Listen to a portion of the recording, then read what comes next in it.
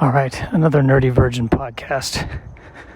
I actually tried to do this last night, and I ended up deleting it because I found myself making fun of the Iditarod, which is this famous, I think, sled dog race.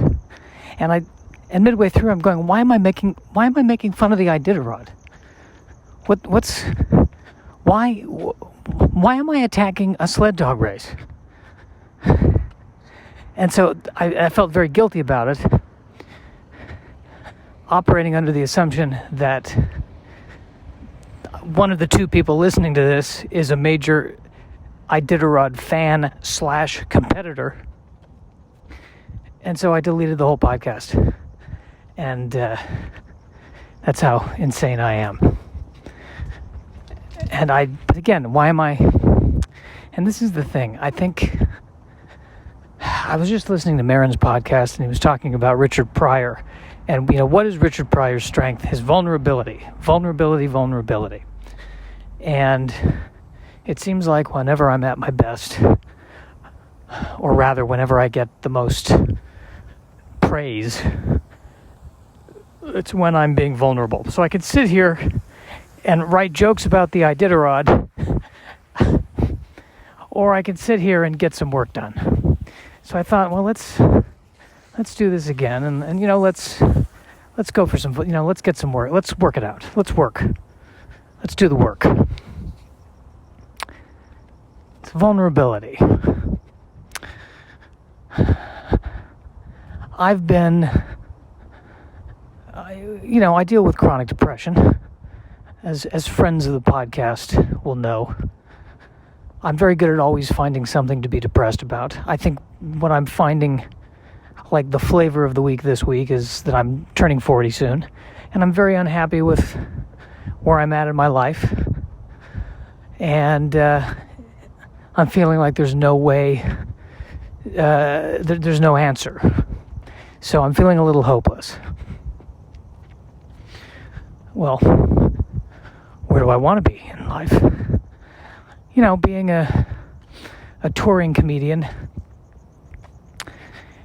I don't want to sell out Madison Square Garden. I want to sell out medium-sized coffee houses. That's really my dream. Make more than I'm spending. Make more than I'm spending, but I don't need to make billions of dollars here. So it feels relatively modest. And I guess I'm not doing everything I'm supposed to be doing. The one thing I am doing is I'm creating content, but all I'm doing at the content is I'm just whining about my life on different social media platforms. And for some reason, it hasn't caught on.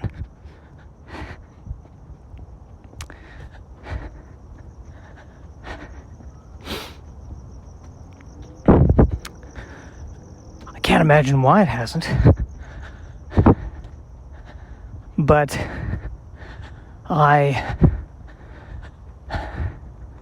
and people tell me, I should have a co-host on the podcast. The podcast needs a theme.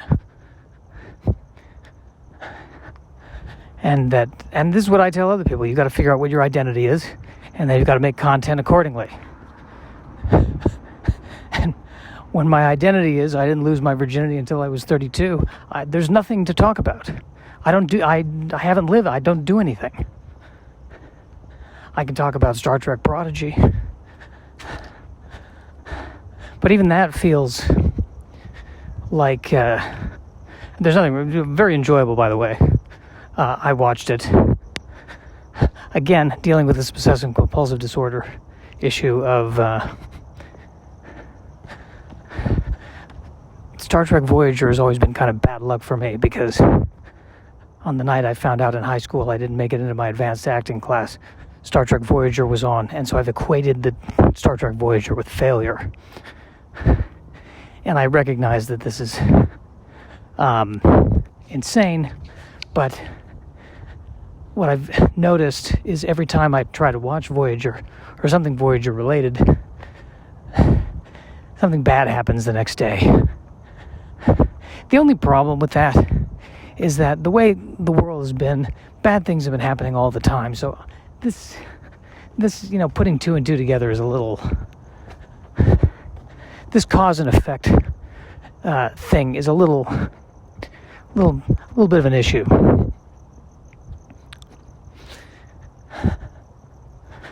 But and I say that because I watched it last night, or early this morning, I should say, and today was kind of a bad day. It's not technically over yet. It still could get worse. But just an annoying day where things didn't go right, people were late. I didn't even get up on stage, which is the whole point of it all. So I feel, like I didn't accomplish anything there. And to that end, I just feel like a fail. And and people will try to tell me that I should be grateful for what I have. And that doesn't help me. I know it should help me. I'm tired of people. I'm tired of people trying to cheer me up. Or I'm tired of people telling me to look on the bright side. I mean, this is a free country. I have a right to look on the dark side. I've earned that right, haven't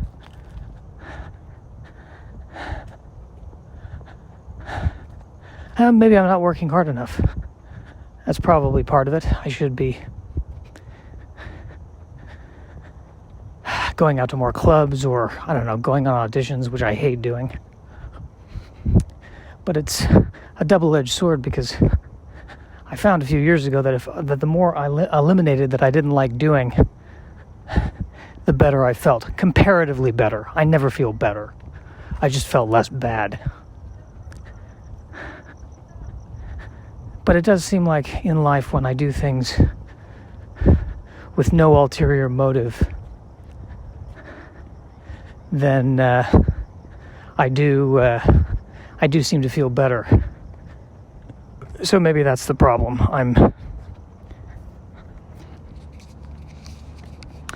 I'm doing things maybe too much with an ulterior motive. I'm not telling the truth. Not being true to myself. Here's the thing about the Iditarod, okay? This is what concerns me a little bit. And I don't mean to insult the people who do the Iditarod and the athletes and what have you. But it is a sled dog race, and we are, not we, but the people participating are using dogs to help them go on a race. And I feel like, I guess my issue is, if you could really give the dog a choice as to whether or not they wanted to compete in the Iditarod or not want to compete on the Iditarod, I feel like most of them would say, I'd rather not. I would rather sit by the fire. Now, I could be totally wrong. Goodness knows, I can't communicate with a dog. Maybe the dogs are into it. Maybe the dogs have their own betting pool. I don't know. But I am bothered sometimes by how people treat animals. That's the root of, I think, why I was talking about that. And I didn't really address it in the podcast. I proceeded to immediately apologize because I was afraid that I was offending people who participated in the Iditarod or people who are fans. And that's not the point. And I don't know how they treat the animals. Maybe they treat them rather well, and it's all good. But, I saw this video of this person dressed up their dog, and they, I think, put this action figure on the back of the dog, and the dog's sitting there trying to get the action figure off of it. And I'm sitting there thinking, I don't think the dog is enjoying himself right now. And they're making this video and putting it up online, and I'm like, I don't think the dog cares. I mean, if you sit the dog down and you go, listen, if we get enough followers, I can buy you the expensive food, and the dog's like, all right, I'm game, let's do it, then is the dog getting a percentage? Who's representing the dog?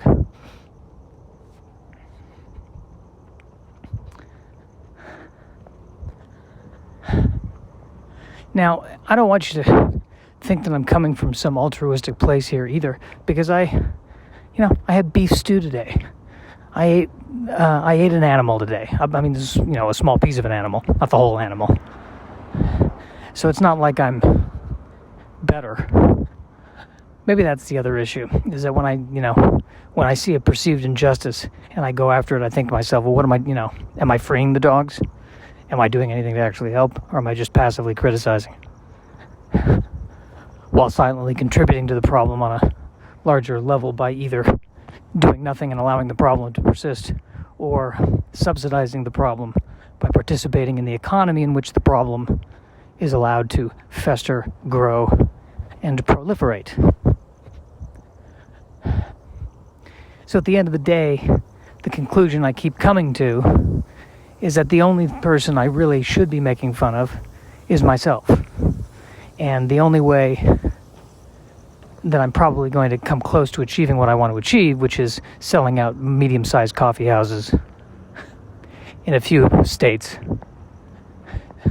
and perhaps London,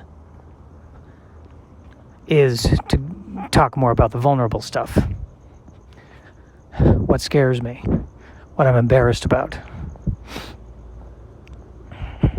Well, I'll tell you what's happening right now. I have these 3 large boxes in my living room. That's the boxes that my computer came in, and I've not thrown them out yet. And the reason is because if I do, the room will feel empty.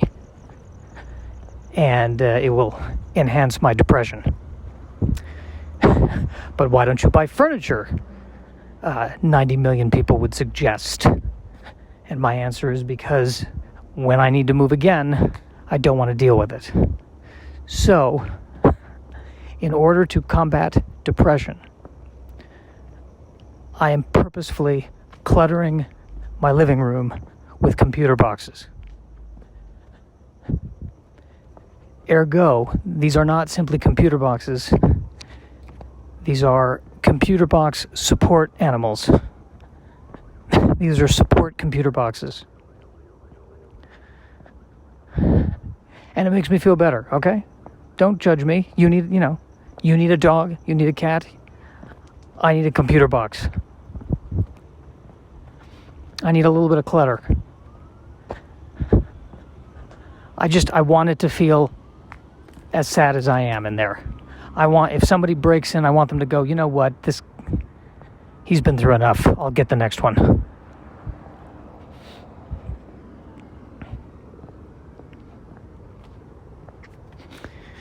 What else am I afraid of? Well, I'm afraid of death, but the way I eat, you'd think I wasn't. I eat like I think I'm going to live forever. Like I'm terrified to go bungee jumping, but I eat like the guy who goes bungee jumping. Yeah, sure. Sugar, cholesterol. No worries. YOLO. But death is terrifying. Not so much death as I think dying without having really feel like I've fulfilled my purpose, which is to sell out medium-sized coffee houses in a few states.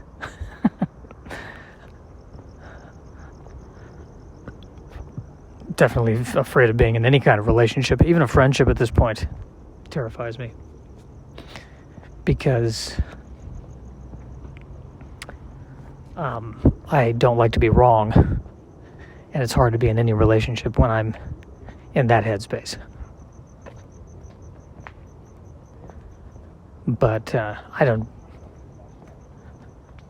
think a relationship takes energy and work, and I'm afraid that I'm not going to want to commit to it because I just want to get up on stage. That's all I want to do.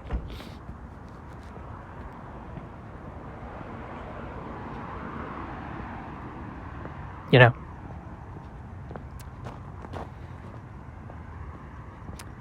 And yet at the same time, I feel this existential loneliness, this sense of not being around people or someone who I can be real with. Of course, the irony is that the whole reason why I'm not around anybody is I'm afraid that if I am real with them, they will be turned off by my unstable emotional condition.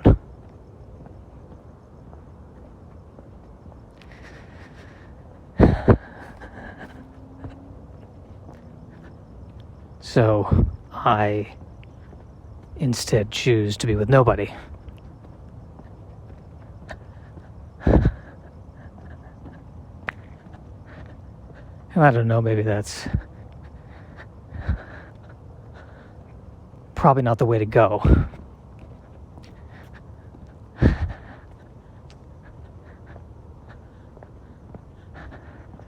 But I have this instinct underneath all of this wallowing that if I just keep pursuing my dream, which is to sell out medium-sized coffee houses in several states, that somehow all the relationships will take care of themselves. I've referenced this before, but I think about the book The Alchemist and the idea that the guy's searching for his treasure.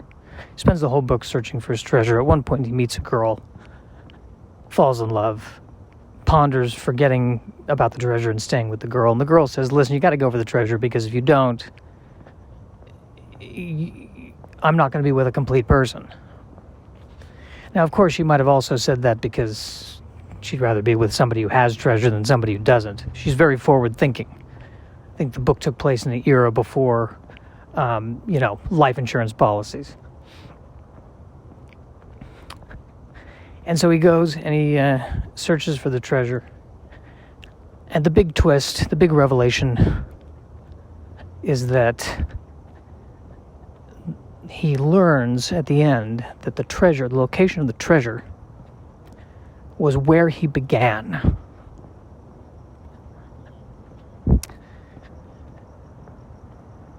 And so he goes back to the place where it all started, finds the treasure, and the very last thing he thinks is, okay, now I'm going to go get the girl. And I guess I always equated that with, just keep your eye on the treasure. Because if I give up, and I spend my life feeling like I've given up, then who wants to be with that? Instead, they want to be with somebody who doesn't give up on their dreams. Problem is, my dream is not a treasure, it's being a comedian, which in terms of finances is the opposite of treasure. It's the pyrite of treasure.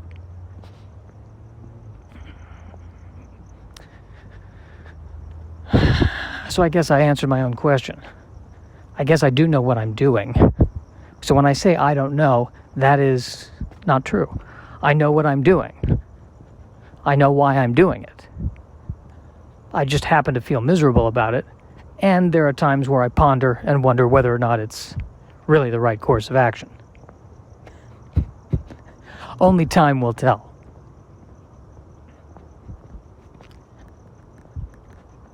Actually, yeah, now that I think about it, I have to take responsibility for the road I'm choosing. But it is a very lonely road. And it can be a hard road. But the hope is at the end of that road, there's a health insurance policy. We'll see what happens.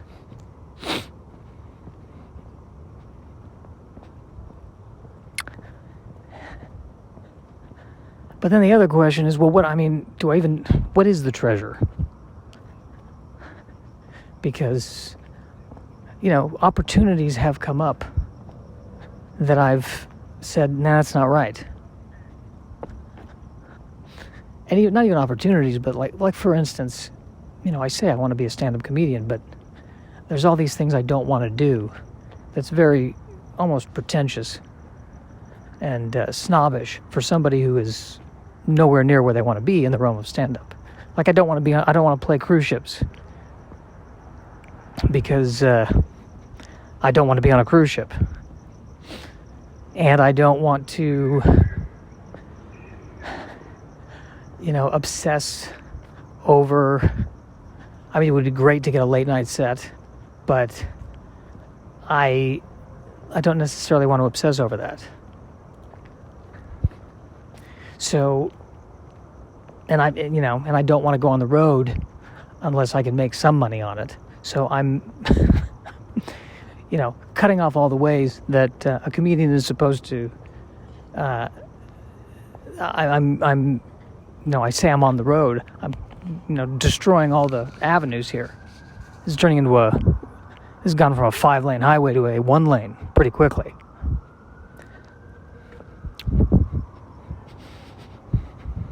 And maybe I'm crazy. But I just want to keep gigging in LA and build the following by creating content. And the substance of my content is me being neurotic for approximately 21 minutes and 30 seconds.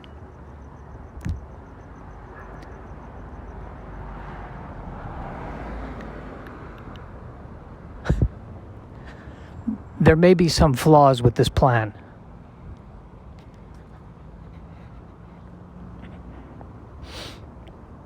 But that's the big revelation I'm making as I'm walking and talking through this, is that, oh no, this is exactly what I want to be doing.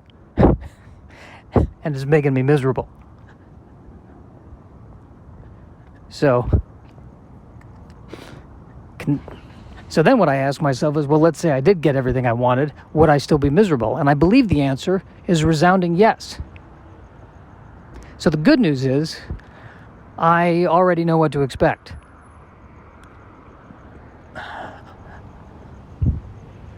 There's no need to come crashing down. I can go into the situation, if and when it finally does happen, when I approach that mid-sized coffee house in Des Moines, and the crowd is 3/4 full, I can say to myself, great, I'm already disappointed.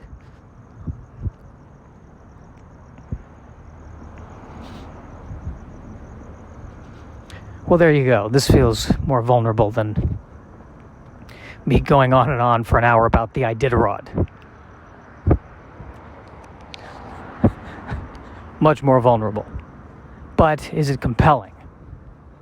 This is the other thing I do, is I torture myself and go, am I good enough? That's my constant battle. Am I good enough? Is this strong enough? Is this funny enough? Am I good enough? Well, it depends on how you define good enough. If we define good enough by the number of podcast downloads I've been getting lately, I would say not so good. But it can't be about the fruits. That was one thing somebody was telling me that really hit me. The act of doing it should be its own reward. You shouldn't get a reward for a reward. But it would be so nice. But you shouldn't. Like, just the act of podcasting right now is in and of itself the reward. There. Don't I appreciate the reward? Doesn't this feel rewarding? Me basically speaking out loud the mental anguish and mental circles I put myself through, setting it down and knowing that it will be out there for all to hear. Doesn't that make me feel fulfilled? Can I not unfurl my wings now and fly over the mountains, feeling at peace with the universe and in harmony with nature and God? Yes, America. Yes, I can.